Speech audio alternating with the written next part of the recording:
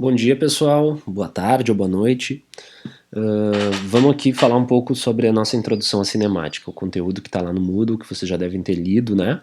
Então, a cinemática vai ao estudo do movimento, de suas características e sem se preocupar tanto com a causa deles, mas como eles ocorrem, como eles são, né? Como são os movimentos.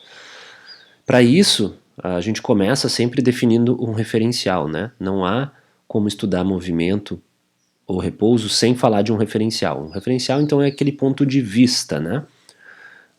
A gente vai sempre adotar um referencial. Uma boa maneira de fazer isso é usar um eixo, eixos, né? Como XY, eixos cartesianos, por exemplo, né? Existem outros tipos de sistemas de coordenadas, mas pode ser unidimensional, só X, ou só Y, ou bidimensional, como está aqui, ou ainda tridimensional, certo? Então, adotando um referencial, a gente pode perceber se há ou não mudança na posição de alguma coisa naquele referencial. Então, por exemplo, o Sol se move em relação à Terra. Como é que a gente sabe isso? É porque muda a distância do Sol até a Terra? Não. A distância do Sol até a Terra quase não muda, né? Ela é praticamente constante. A órbita terrestre em relação ao Sol é quase uma circunferência. Tá? Mas vamos supor que fosse uma circunferência. Não é a distância que me importa.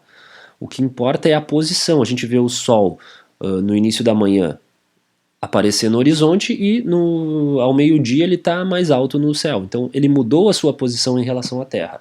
Logo, eu posso afirmar sim que o Sol está em movimento em relação à Terra. E sempre a recíproca é verdadeira. Então eu posso dizer que a Terra está em movimento em relação ao Sol. Cuidado, eu não estou falando que o sistema geocêntrico é o correto, né? E nem que o heliocêntrico é correto. Mas se a gente pensar no sistema solar, o Sol é o centro do sistema solar, porque os corpos orbitam o Sol, certo? Mas o movimento ele é sempre relativo, eu posso relativizar ele dependendo do meu ponto de vista, tá? Então tem alguns exemplos ali, a gente já trabalhou isso nas listas. Uma coisa importante aqui, eu não vou falar tanto do ponto material, vou falar da trajetória. O rastro de um movimento é o que a gente chama trajetória. Se eu mantiver fizer vários registros de posição de um corpo conforme ele está em movimento, eu vou perceber que ele deixa um rastro, né? Uma das formas de fazer isso é com uma foto de múltipla exposição, né? Então tu tira a primeira foto, a bolinha estava aqui, depois aqui, na seguinte aqui, assim por diante. Tu tira diversas fotos e coloca elas juntas, ó, forma esse desenho do movimento, da trajetória. Lembrem-se que a trajetória, se ela é uma sucessão de posições, né, desenhadas simultaneamente, como posição depende do teu referencial adotado, a trajetória também depende. Um exemplo é aqui Marte orbitando a Terra. A gente sabe que em relação ao Sol, Marte executa uma trajetória praticamente circular. Mas em relação à Terra, não é isso que a gente vê. A gente vê Marte se deslocando e poderia fazer parte de um círculo isso, mas quando a gente vê, ele faz um movimento retrógrado e depois continua, né? Então, isso ocorre porque em relação à Terra, a órbita de Marte não é uma circunferência, não é circular, e sim em relação ao Sol que essa afirmativa é verdade. De fato, existe um pequeno achatamento, digamos assim, na circunferência da órbita dos planetas ao redor do Sol, bem pequeno mesmo esse achatamento, o que torna essas órbitas elipses e não circunferências. Mas agora a gente não precisa saber disso, só precisa saber que sim, a trajetória depende do referencial adotado, como vimos em algumas questões que eu botei resolvidas lá aqui na página do Moodle. Bem, então uma das questões que aparece lá é qual é a trajetória de uma lâmpada que cai do teto de um ônibus que anda com velocidade constante, né? Suponha que os vidros estejam todos fechados, que a estrada seja uma reta perfeita, lisinha e que o motorista ou o piloto automático mantém a velocidade do ônibus constante. Qual seria a tipo de trajetória, a forma da trajetória em relação a um passageiro no ônibus e em relação a uma pessoa parada na calçada? Então, um desenho que eu faço para mostrar isso é que se a gente pegar um referencial fixo aqui em cima, ó, olhem para esse desenho, fixo no ônibus, né, ou seja, esse referencial se desloca junto com o ônibus, para quem está dentro do ônibus, esse referencial está em repouso, né? Quem está parado aqui dentro do ônibus olha para a lâmpada cair no ônibus e formar uma trajetória vertical. O que significa uma trajetória vertical? É uma sucessão de posições que mudam em Y, mas não mudam em X, por exemplo. Isso daria uma reta vertical. O desenho da trajetória, que é a união de todas as posições aqui.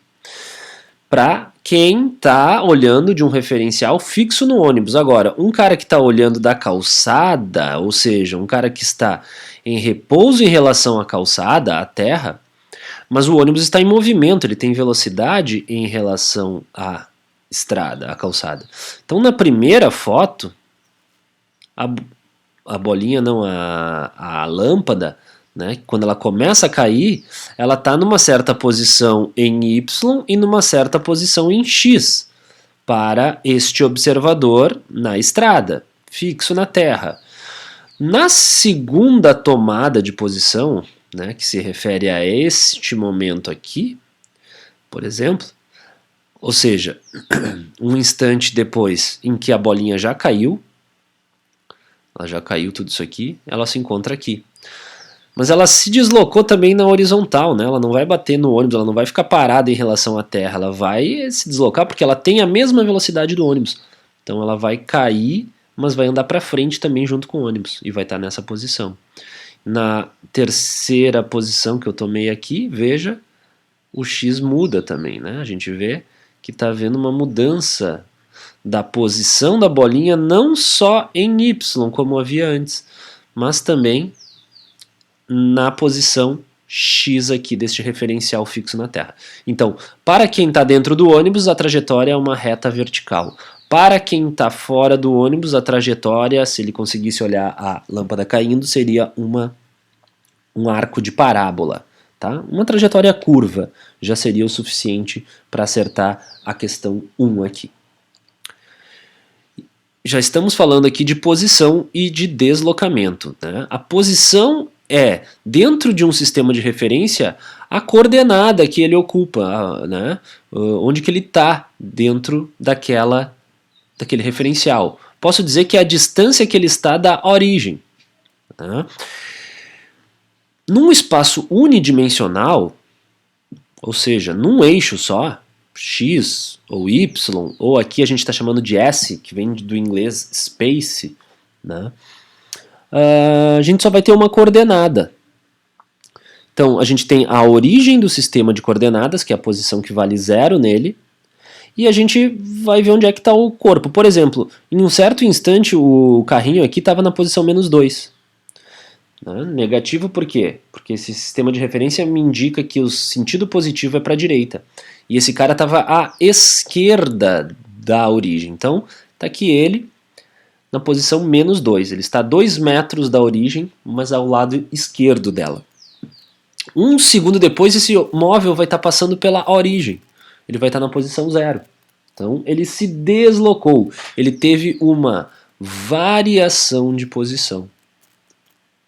E foi aqui para a origem. E se eu continuar registrando as posições, em outro instante de tempo, no instante de tempo 2, ele está na posição 3, e no instante de tempo 3 segundos, ele está na posição 6. Posso afirmar que sim, esse móvel está em movimento neste referencial. Por quê? Pois ele muda de posição, pois ele sofre deslocamento, em outras palavras. Tá? Muito bem. Queria mostrar para vocês agora, no espaço bidimensional, como é que fica isso.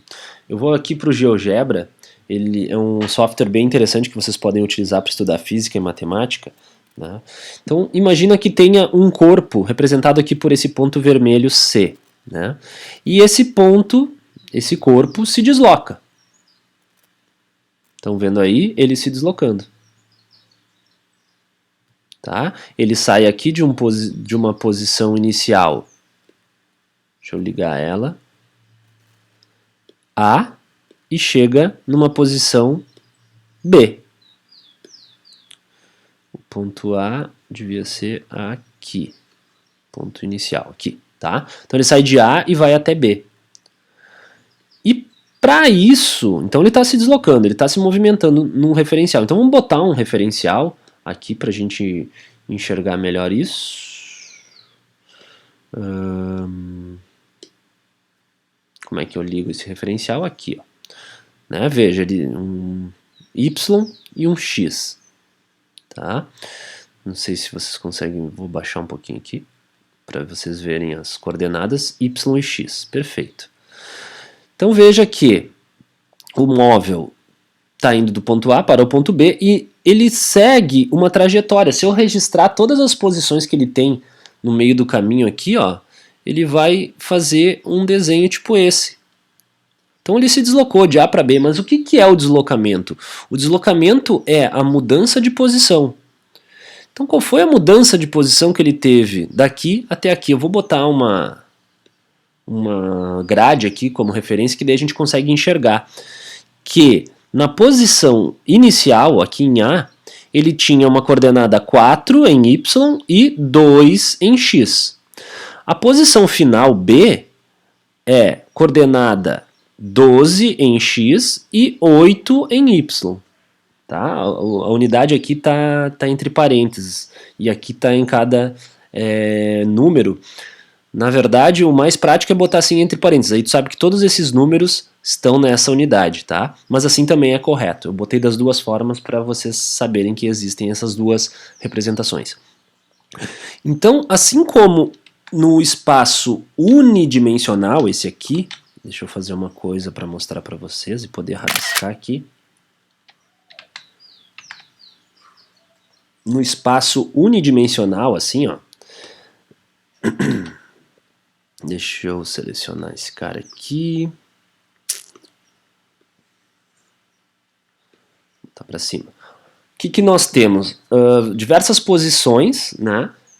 E esse corpo está se deslocando. O que é o deslocamento? O deslocamento é a mudança da posição. Nesse caso é o ΔS. Ele é um vetor, o deslocamento é um vetor que une a posição onde ele estava até a posição onde ele chegou.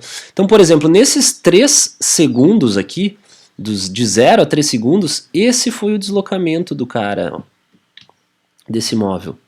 É esse vetor vermelho que eu vou representar. Ele vai aqui da posição 2 até a posição 6. Vou botar ele mais grossinho para vocês enxergarem. Quanto vale esse deslocamento, né? Como aqui é unidimensional, é bem simples. Deixa eu inserir aqui, deixa eu escrever aqui com a caneta branca. Aqui o deslocamento, como eu chamei o eixo de S, né? Eu vou preferir sempre usar o X, mas agora vamos usar a nomenclatura que está ali. ΔS é a posição final menos a posição inicial. Tanto faz se tu botar SF menos SI ou S menos S0. Se fosse X, ΔX é X menos X0 ou XF menos X0, menos XI. Enfim, nesse caso aí, em uma dimensão só em S, posição final foi 6. Menos a posição inicial, que foi menos 2. Então é menos da equação, do delta aqui, menos 2, que é a posição inicial, né? Posição inicial S0 é menos 2, está aqui. Então, quando tu fizer esse cálculo, né?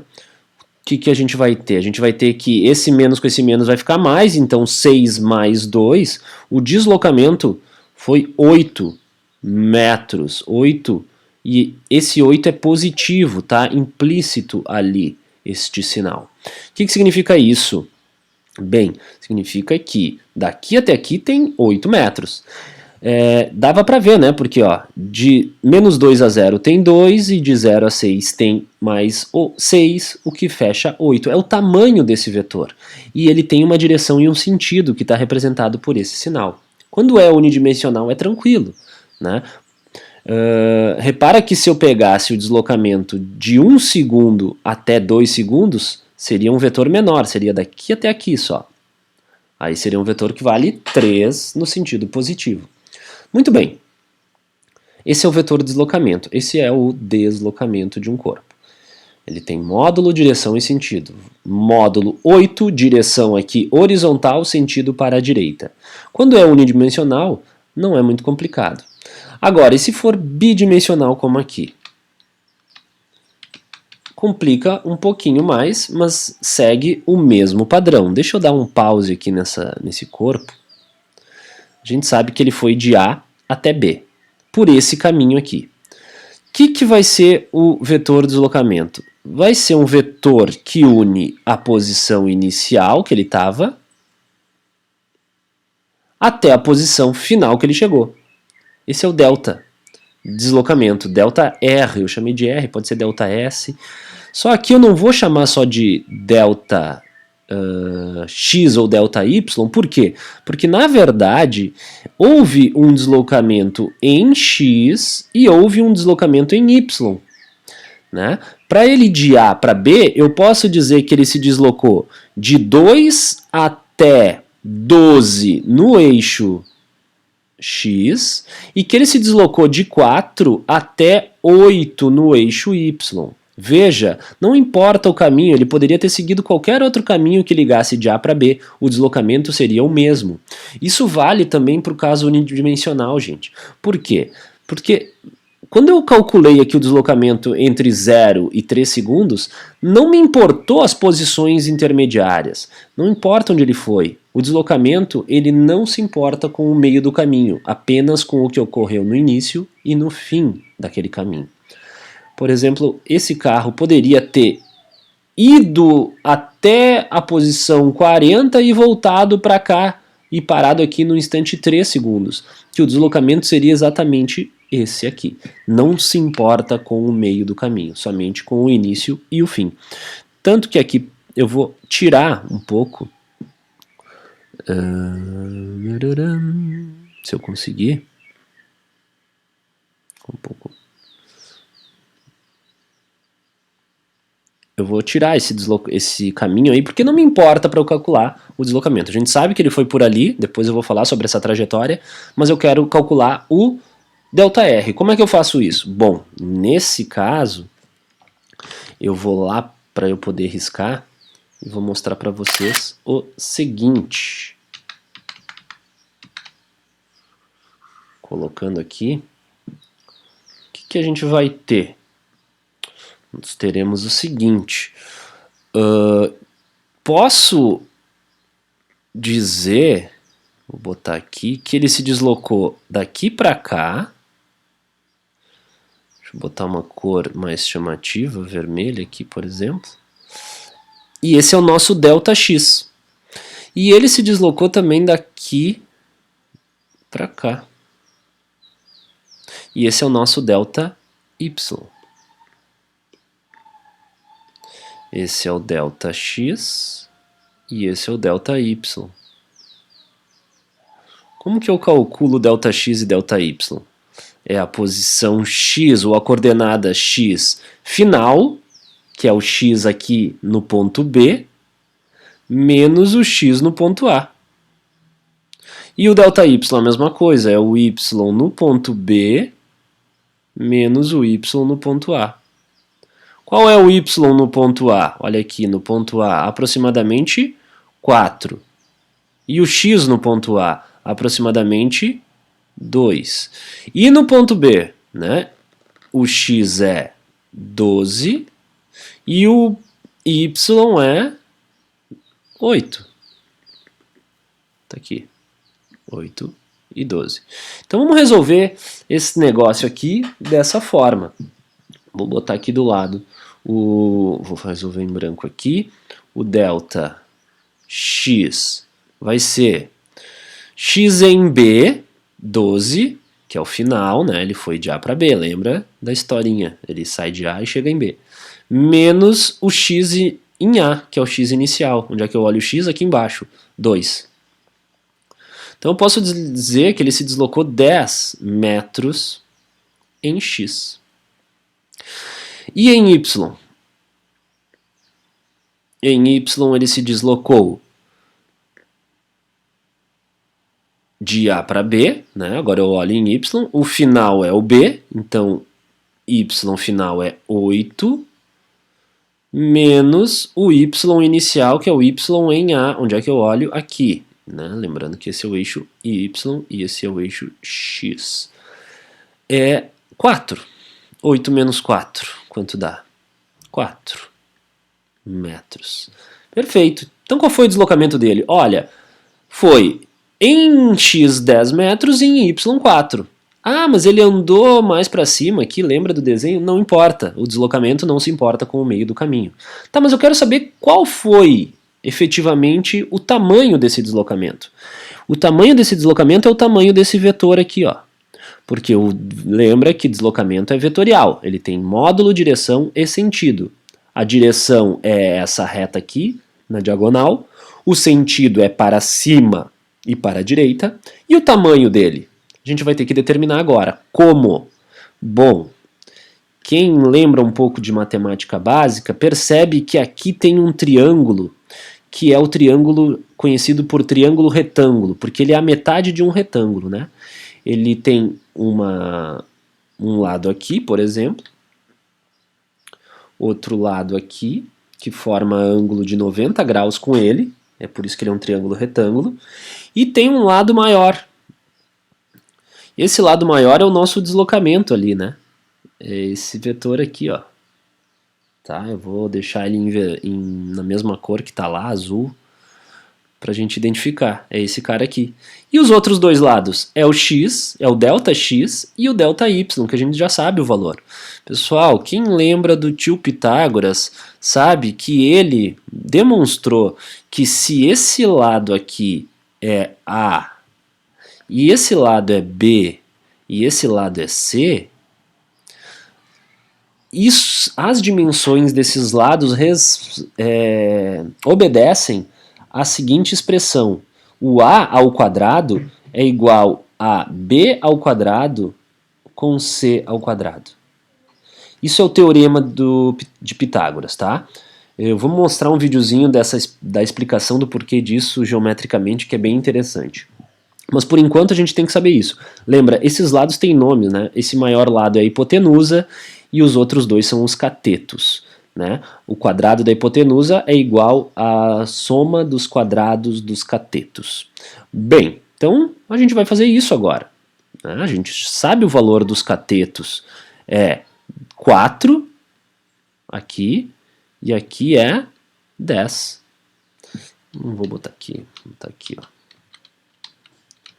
B é 4, C é 10. Quanto é A? Eu resolvo essa equação e saio com essa resposta. Vou fazer aqui em cima. Aqui mesmo. Então vai ficar A ao quadrado é igual a 10 ao quadrado mais B ao quadrado mais 4 ao quadrado. Matemática agora, né, gente? Tranquilo. A ao quadrado é igual a 100 mais 16. Então, A ao quadrado é 116. O que a gente faz para tirar esse quadrado? Nós aplicamos uma raiz dos dois lados. A ao quadrado vai sair da raiz, vai ficar somente A, igual a raiz de 16. De 116. A raiz de 116, quanto será que vale a raiz de 116? Bem, qualquer calculadora, smartphone, faz isso. Mas o que eu vou fazer aqui é somente para Smart People. Tá? Então, momento da matemática aqui. A gente vai fatorar esse 116. Como é que a gente fatora o 116? A gente tem que ver por quais números ele é divisível. Do menor para o maior. O menor número que ele é divisível, por ser par, é 2. 116 por 2 dá 58. 58 é divisível também por 2. E vai dar 29. 29, por sua vez, olha que maravilha, é um número primo, ele só é divisível por 1 e por ele mesmo. Dividir por 1 é trivial, não chegamos a nenhuma conclusão, então a gente vai dividir pelo menor número que ele é divisível depois do 1, que é 29. 29 por 29 dá 1 e terminou minha fatoração. Para que serve isso? Para dizer que 116 pode ser escrito também como a multiplicação de 2 vezes 2, que eu posso dizer que é 2 elevado ao quadrado, vezes 29. 116 é isso. Então a raiz de 116 é a raiz de 2 ao quadrado vezes 29. E quanto que é a raiz de 2 ao quadrado? Raiz de 2 ao quadrado é 2, sai da raiz, sobra raiz de 29. Então, no final das contas, aquele lado lá, a hipotenusa, é 2 raiz de 29. Esse é o deslocamento, é o tamanho do deslocamento em centímetros. Tá, mas espera aí, quanto que vale mais ou menos isso para eu ter noção? Esse é o valor, né? Aí tu pode tirar a raiz aqui, mas Smart People, como é que faz isso sem smartphone, sem calculadora? Estimando. A raiz de 29 é aproximadamente quanto? Bem, o número mais próximo que eu conheço, que tem uma raiz inteira, a 29, é o número 25, que tem raiz 5. O próximo é 36, que tem raiz 6. O 25 está mais próximo do 29, então está mais próximo do 29 do que 29 do 36. Então a raiz de 29 vai ser algo próximo de 5. 5, alguma coisa, tá? Então aí tu pode fazer alguns testezinhos, tu vai ver que aproximadamente 5,4 é essa raiz. Então veja que 2 vezes 5,4 é aproximadamente o tamanho daquela hipotenusa que tem aqui, do A. Né? 2 vezes 5,4 é aproximadamente, aliás, 2,4 vezes 2 vai dar 10,8 centímetros. Então, este é aproximadamente o valor do deslocamento ali, tá? Então, ΔX é 12, é 10, aliás, ΔY é 4, mas o tamanho do deslocamento é 10,8 centímetros. Deixa eu colocar aqui o símbolo que eu usei ΔR para deslocamento, tá? Ele vale 10,8 centímetros. Muito bem, então a gente sabe agora como calcular deslocamentos bidimensionais. Tridimensional é um pouco mais complicado, vai ficando cada vez mais complicado, mas sabendo bidimensionalmente já está de bom tamanho para o nosso estudo aqui. Só que eu quero chamar a atenção para o seguinte, essa linha aqui tem 10,8 centímetros aproximadamente. Esse é o deslocamento dele. Mas a distância percorrida é outra coisa. A distância percorrida é o tamanho dessa linha, o tamanho da trajetória. Se eu esticar, imagina que isso aqui é uma corda. Se eu puxar aqui em B ela e for esticando para ela ficar sobre esse ΔR, né, eu vou esticando ela, ela vai vir mais ou menos até aqui, ó. Ela vai ser maior do que 10,8. Então, distância percorrida é uma coisa diferente de deslocamento. Primeiro, distância percorrida é o tamanho da trajetória, e é algo que não tem direção e sentido. É uma grandeza do tipo escalar. Enquanto o deslocamento é algo que tem direção e sentido, que não leva em consideração o que aconteceu no meio do caminho, é só o início e o fim, e tem direção e sentido, né? É a linha que une o início ao fim do movimento ou 2 instantes do movimento, não precisa ser exatamente o início e o fim, mas o início e o fim daquilo que tu está analisando, e tem direção e sentido, né? Aponta lá para onde o móvel chegou, certo? Veja que nesse caso a distância certamente seria maior que o deslocamento. A distância pode ter o mesmo tamanho do deslocamento quando o movimento é em linha reta e não ocorre mudança no sentido do movimento. Por exemplo, se o móvel tivesse ido direto de A para B por aqui, sem ir e voltar, o deslocamento teria o mesmo tamanho que a distância percorrida. Tá certo? Então são duas coisas diferentes que nós temos. Nós temos distância percorrida e nós temos deslocamento. São coisas diferentes. Às vezes terão o mesmo valor, certo? Então, olha só, imagina esse exemplo aqui. Um carro de Fórmula 1 que completa uma volta num circuito, o tamanho do circuito é esse. Apresenta qual deslocamento? E qual a distância percorrida? Então, vamos desenhar aqui para a gente tentar entender. Imagine que aqui seja o início do movimento, né? E é um circuito lá, então o móvel vai fazendo o circuito e chega aqui novamente na largada, tá? Que é o ponto de largada. Então, o tamanho dessa linha aqui, se eu esticar ela e medir com a régua, vai ser de 4.309 metros, segundo o problema aqui. Mas, o que é o deslocamento ao completar uma volta? É o vetor que liga o ponto inicial ao ponto final. Lembra? Se ele sai de A e chega a B, é esse vetor aqui. Agora, se ele sai de A, vai para B e volta para A, o vetor tem que ligar o ponto A ao ponto A. E um vetor, para fazer isso, ele não precisa ter tamanho. Então, sempre que um móvel sair de uma posição e voltar para a mesma posição, o deslocamento dele, vamos chamar aqui de ΔR, vai ser um vetor de tamanho zero. Vai ser nulo, gente. Entende que o deslocamento é algo que a gente não utiliza muito no dia a dia, mas ele vai ser útil para a gente definir velocidade, tá? Então, o que a gente usa no dia a dia? A gente usa a grandeza distância, que é escalar, que não tem direção e sentido, e que é o tamanho da trajetória, né, se ele não foi e voltou. Né, porque se ele vai e volta, pode ser até maior que o tamanho da trajetória.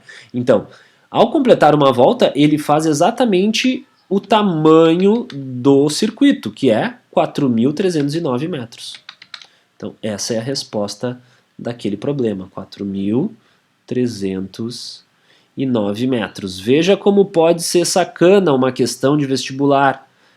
Se ela te perguntar qual é o deslocamento naquela questão, é zero. Se ela te perguntar qual a distância percorrida, é 4.309, que é o tamanho do próprio circuito. Tá certo?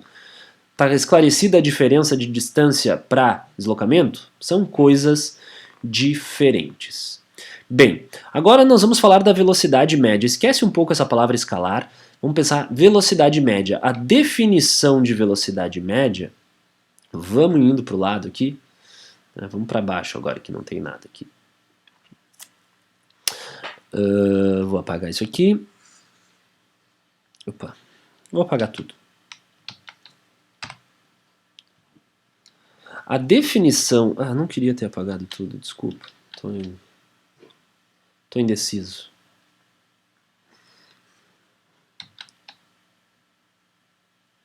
Deixa eu ver se volta. Tá. Porque eu vou usar depois essas coisas aqui. A definição de velocidade média é...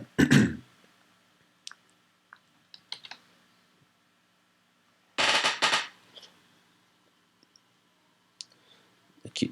Velocidade média é um vetor também que representa o quanto que um corpo se movimenta, ou seja, o quanto que um corpo se desloca, ΔR, ou ΔX, ou ΔS, ou ΔY, depende do que a gente está analisando, sobre o intervalo de tempo. Tá? Então, quem já viu o videozinho lá do professor Douglas que eu postei, ele define a velocidade escalar média, mas o que me importa aqui também é a velocidade média, que é um vetor. Então tu pega aquele deslocamento e divide pelo intervalo de tempo. Por exemplo, aqui, nesse problema, se, vamos supor, ele tivesse saído daqui, quando o t marcava 0 segundos, normalmente a gente faz isso, a posição inicial a gente deixa o cronômetro zerado. Né? Como é 0, eu não preciso nem botar unidade, porque é 0 segundos, 0 horas, 0 décadas. E chega no ponto B, digamos, em 4 segundos. Então a minha pergunta inicial é: quanto tempo ele levou para sair de A, fazer todo aquele caminho lá, lembra, e chegar a B? Ou seja, qual é o intervalo de tempo que ele levou para fazer este deslocamento? Então, deixa eu apagar essa parte aqui, que é o Pit-to-Pita, né? A gente já entendeu como é que faz, eu espero. Treinem aí essa matemática. Mas agora eu quero, vou fazer em azul aqui, falar sobre a velocidade. Primeiro eu preciso descobrir qual o intervalo de tempo. Então repara, o intervalo de tempo é o tempo final menos o inicial. Como é 0, fica fácil, né? 4 menos 0 foi 4 segundos, mas sempre atentem para isso, sempre atentem para a diferença entre os instantes de tempo e o intervalo de tempo, que é o que leva entre dois instantes de tempo. Então, ΔT é 4 segundos. Então, com essa informação e essa informação aqui de cima, nós descobriremos quanto vale a velocidade média.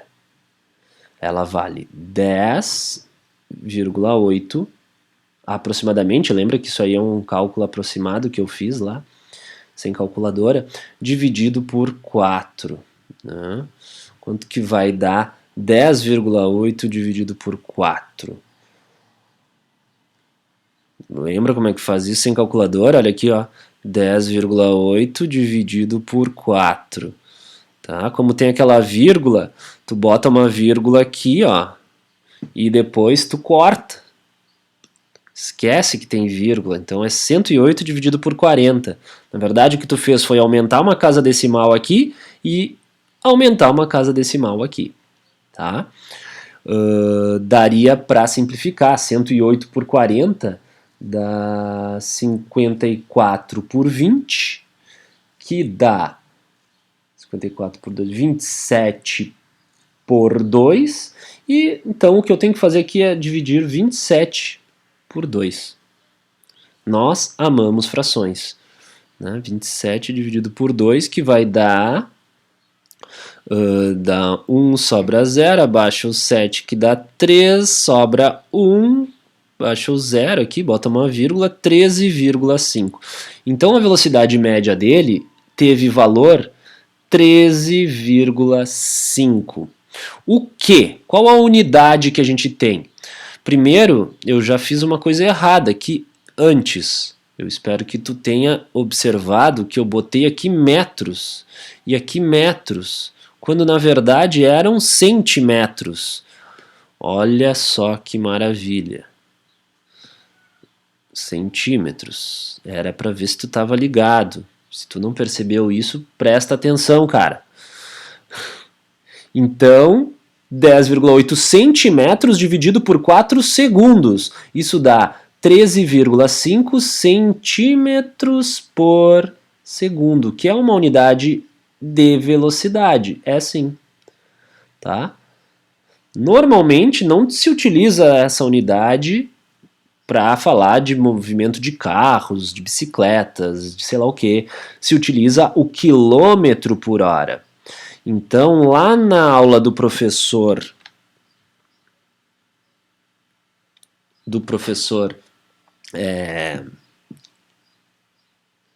esqueci o nome do cara, tia. Enfim, naquela aula que eu postei para vocês, ele mostra direitinho como passa de quilômetros por hora para metros por segundo. Então, daqui para cá tem que multiplicar por 3,6 e daqui para cá dividir por 3,6. Então tem que treinar também essas variações. Está aqui no material também do Nós na Física, né, como que se faz essa mudança. Né? Então primeiro teria que passar para metros por segundo lá e depois multiplicar para 3,6 para achar em quilômetros por hora. Tá certo? Então o que eu mostrei para vocês aqui é um pouco além do que está lá, porque esse aqui é o tamanho do vetor velocidade média. O vetor velocidade média vai ser também um vetor que aponta daqui para cá, tá? Por enquanto, eu estou falando de vetor mesmo sem a gente ter se aprofundado no cálculo vetorial. É só para a gente ir se acostumando com isso. Mais adiante, depois que a gente estudar os movimentos, a gente vai fazer um estudo mais aprofundado nos vetores, tá bom? Mas esse vetor de deslocamento é bem simples da gente entender. É um vetor que sai da onde inicia o movimento e chega onde finaliza o deslocamento, tá? Muito bem, essa é a velocidade média. Só que peraí, gente. Lembra que esse cara aqui, ele não fez esse caminho em linha reta. Então ele não teve... conforme ele se deslocou aqui, ele percorreu uma distância maior. Então o que é? Para que serve a distância? Tipo aqui, né? Se ele sai daqui e volta para cá, o deslocamento dele é zero nesse circuito aqui, que é a questão que a gente fez depois, que a gente fez antes, aliás. E se eu for calcular a velocidade média, o que eu vou ter? Eu vou ter 0 dividido pelo tempo que ele levou para dar uma volta. Então a velocidade média nesse exemplo aqui é 0. E não faz muito sentido um corredor que percorre uma volta com velocidade média 0, né? Por quê, pessoal? Porque essa velocidade média não é uma grandeza muito útil no nosso cotidiano. Ela vai servir para a gente entender melhor o que é velocidade, né, particularmente a velocidade instantânea. Mas o que se utiliza de fato no dia a dia é uma coisa que eu vou chamar de rapidez. A rapidez, no caso, a rapidez média, é uma distância dividido pelo tempo. É a distância percorrida dividido pelo tempo. É essa rapidez média que a gente usa no dia a dia. Apesar dos problemas, eles vão, ao invés de falar em rapidez média, eles vão chamar de velocidade escalar média, tá? Mas é isso, gente. Distância dividido pelo tempo. É a rapidez média. Então, por exemplo, se esse cara aqui completa uma volta em um tempo de 3 minutos, a velocidade média dele é 0, porque o deslocamento dele é 0. Mas a rapidez média não foi 0. A rapidez média dele vai ser o quê? A distância que ele percorre em uma volta, que é o tamanho da pista, 4.309 metros, dividido por 3 minutos. Deixa eu tirar as unidades, né? Dividido por 3 minutos. Tá, mas 3 minutos eu vou ficar com uma velocidade aqui em metros por minuto. Vamos passar para segundos, tá? 3 minutos são quantos segundos? Multiplica por 60, porque cada minuto tem 60 segundos. Então teremos 180 segundos. Então vai ser 4.309 dividido por 180 segundos. Perfeito.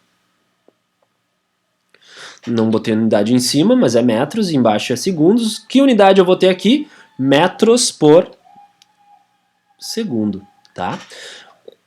4.309 dividido por 180 vai dar quanto isso?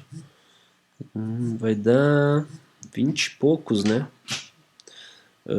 Deixa eu apelar aqui para a calculadora, vocês não contem para ninguém. Eu nem sei onde fica a minha calculadora no celular. 4.309 dividido por 180. 23,9. 23 aproximadamente, 23,9 metros por segundo. Perfeito, essa é a velocidade escalar média, que aparece nos livros, mas que eu vou chamar de rapidez média, que é uma tradução mais coerente com o que a gente vê nos livros estrangeiros. Bom, uma coisa que a gente pode fazer na física é pensar, será que essa velocidade aqui, né, eu estou falando de uma pista lá de corrida e tal, será que essa velocidade 23,4, aproximadamente 24 metros por segundo, 23,9 metros por segundo, ela condiz, ela é coerente com a velocidade de um carro de corrida, ou mesmo um carro de passeio? Como é que eu sei? Pô, ele anda 24 metros em um segundo, eu não tenho muito essa noção. A noção que a gente tem de velocidade por causa dos carros é o quilômetro por hora, né? Quilômetro por hora. Então eu vou passar esse 23,9 metros por segundo para quilômetros por hora. Eu vou multiplicar ele por 3,6. 3,6. Tu tem que entender o porquê que é vezes 3,6. Olha lá na aulinha do professor que tem a dedução. Muito importante você sempre lembrar do seguinte: 1 metro por segundo é um valor de velocidade maior do que 1 quilômetro por hora. Por que eu insisto nisso? Eu insisto nisso porque muitos de vocês, com o passar do tempo, nunca mais vão esquecer desse 3,6 aqui. Mas vocês esquecem se tem que multiplicar ou dividir. O que tu pode fazer é deduzir, como tem lá no vídeo que eu já falei 12 vezes. Mas, se é só isso que falta tu lembrar, multiplicar ou dividir, tu lembra disso, ó. Que um carro que anda 1 metro a cada segundo, ele está mais lento que um carro que anda 1 quilômetro a cada 3.600 segundos. Né? A cada 1 hora. Então, essa velocidade aqui, para eu passar para quilômetros por hora, desculpa, eu vou ter que ter um valor maior do que 1 em quilômetros por hora. E por isso que eu multiplico para passar, para ter um número maior do que 1 quilômetro por hora. Eu vou ter 3,6 quilômetros por hora, equivalendo a 1 metro por segundo. Tá? Então eu vou pegar isso aqui, vou multiplicar por 3,6, né? Estou fazendo de cabeça agora, deu 86,2 aproximadamente quilômetros por hora. Ora, é uma velocidade compatível com um carro. Então essa foi a rapidez média que o carro teve ao fazer esse circuito aqui de 4.309. Não significa que ele andou sempre com esta rapidez, mas que na média foi isso. Ele pode ter andado, provavelmente ele andou mais rápido que isso, né? Mas nas curvas, olha essa curva como é fechada, ele tem que diminuir a velocidade, pois senão a gente vai estudar mais adiante que ele vai ver a vaca. Por quê? Porque se não tiver uma velocidade suficiente, se tiver uma velocidade aqui muito grande, os pneus perderão a aderência com o asfalto e ele não conseguirá fazer a curva. Alguém já deve ter passado por isso andando de bicicleta ou coisa parecida. Espero que de carro não, porque pode ser bastante violento dependendo da velocidade que tu estiveres. Tá certo? Então o que a gente viu aqui? Duas coisas, né? Uma coisa é o deslocamento, ΔR, se for vetor. A gente viu que ele pode ser formado por um ΔX e um ΔY, se for bidimensional, que é o que a gente vai trabalhar. ΔS pode aparecer também quando é unidimensional, tá? Aparece nos livros. E esses caras aqui, o ΔR, dá origem ao que se chama velocidade média, que é um vetor, que é o deslocamento pelo tempo, ΔR por ΔT. Se a gente tiver num exemplo unidimensional, pode ser ΔS por ΔT, sem problema. Agora, existe a grandeza escalar, que é mais útil no dia a dia, que é a distância percorrida, tá? Que é o tamanho da trajetória, o tamanho de tudo aquilo que o corpo andou. Tá? E ela dá origem ao que a gente vai chamar de distância por tempo, que é rapidez média. Nos livros aparece também como velocidade escalar média. Nós vamos chamar de rapidez média. Tá bom, gente? Então, mesmo que o problema fale em velocidade escalar média, né, tu pensa nisso aqui. Se ele falar velocidade média, tu pensa nisso aqui. Por quê? Vou dar um outro exemplo. Deixa eu inserir aqui não é aqui, uma forma. Imagina um exemplo unidimensional aqui, tá? Deixa eu fazer branco esse meu referencial, tá? E aí, eu vou botar aqui a origem, tá em branco, a origem, ó, tá? Pode ser S, vamos usar S para vocês terem esse exemplo também, a unidade de S em metros. E vamos supor que o móvel ele saia de uma posição aqui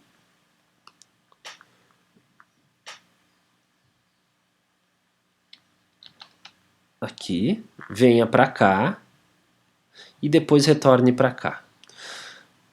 Entenderam? Ele fez esse movimento aí. Ele saiu de A, foi até B e parou em C. Qual é o deslocamento dele? Vamos botar os valores para a gente ter números aqui. Vamos supor, menos 3, 6, 9, 12, 15, 18.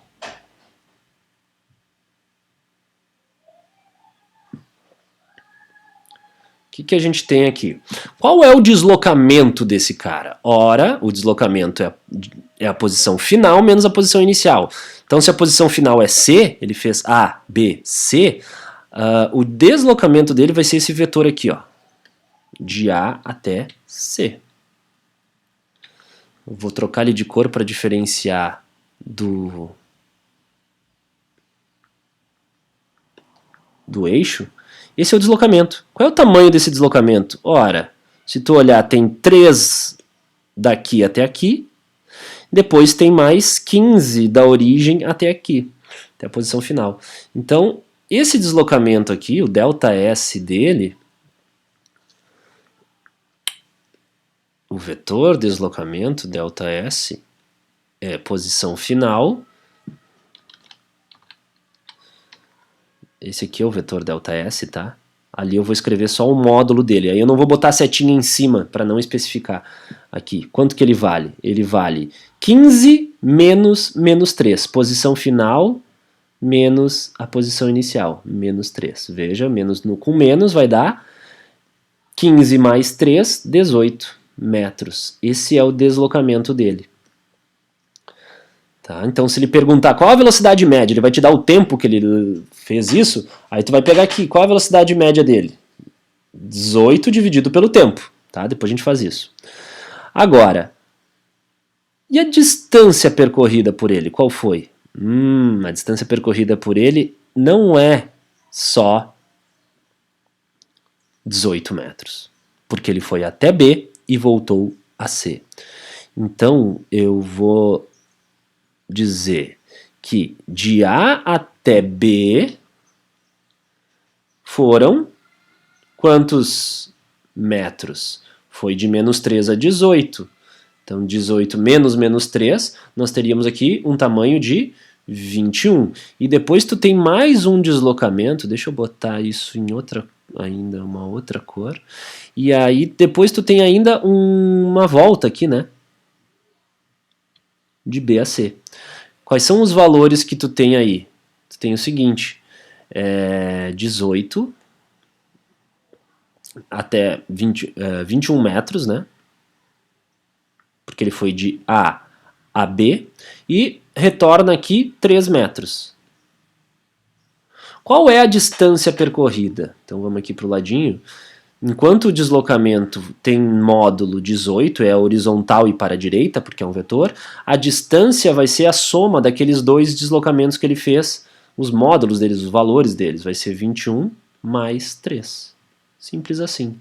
É essa grandeza que ela é mais útil no dia a dia, é ela que a gente usa, tá? Então, muito cuidado, o que o problema está te perguntando? 21 mais 3, 24 metros. Essa é a distância percorrida. Então, se ele te perguntar se ele foi de A até C, e para isso ele levou um tempo de 4 segundos, qual foi a velocidade média dele? Opa, o que ele está me pedindo? Velocidade média é o deslocamento pelo tempo. Então, a velocidade média vai ser 18 por 4. E se ele te perguntar a rapidez, ou ainda como os livros costumam falar, velocidade escalar média, tá? E aqui vai ter um probleminha também, vamos chamar de rapidez para não ter esse probleminha. A rapidez média, que é aquilo que importa no dia a dia, quando a gente fala de velocidade, né, se tu tá, sei lá, fazendo educação física e tu quer saber a tua velocidade de rapidez média, né, tu fala velocidade, mas é a rapidez, ela vai ser 24 dividido por 4. Então veja, isso aqui daria 6 metros por segundo, essa é a tua rapidez média. E a tua velocidade média, vetor, que é um vetor que une o início ao fim do teu movimento, daria, dividindo, simplificando aqui por 2, dá 9 por 2, dá 4,5 metros por segundo, daria um valor menor. Então tem que tomar cuidado com as questões, principalmente de vestibular, que trabalham com conceitos diferentes e às vezes para enganar, tá? Nas nossas questões é só a gente entender essa diferenciação, tá bom, pessoal? Então, tá aí a nossa definição, é com isso que a gente vai trabalhar agora e eu vou mostrar, vou mandar para vocês um teminha aí pra gente fazer, além da lista de velocidade média, se tu não fez ainda, tá certo? Bem, então fica agora para a gente fazer também uma questão aqui de velocidade relativa, para concluir. A velocidade relativa é porque ela se refere a quando tem dois móveis, né, em relação à estrada, por exemplo, se deslocando ou no mesmo sentido ou no sentido contrário. Se elas estão no mesmo sentido, a velocidade relativa é a diferença entre as velocidades, ou melhor, entre as rapidez deles. E se eles estão indo ao encontro do outro, ou seja, deslocando-se em sentidos contrários, a velocidade relativa é essa soma, tá bom? Então, isso vai ser útil, por exemplo, para resolver a questão 4. Então, eu vou deixar aí o primeiro tema, é para vocês, ou atividade, não é mais tema, né? Atividade assíncrona é resolver essas duas questões, a lista de velocidade média que já está disponível, e eu vou colocar mais uma atividade bidimensional para a gente determinar deslocamentos, distância percorrida e também velocidade média e rapidez média. Tá bom, pessoal? Essa foi a aula de hoje. Até mais. Qualquer dúvida, lança no fórum do Moodle. Abraço.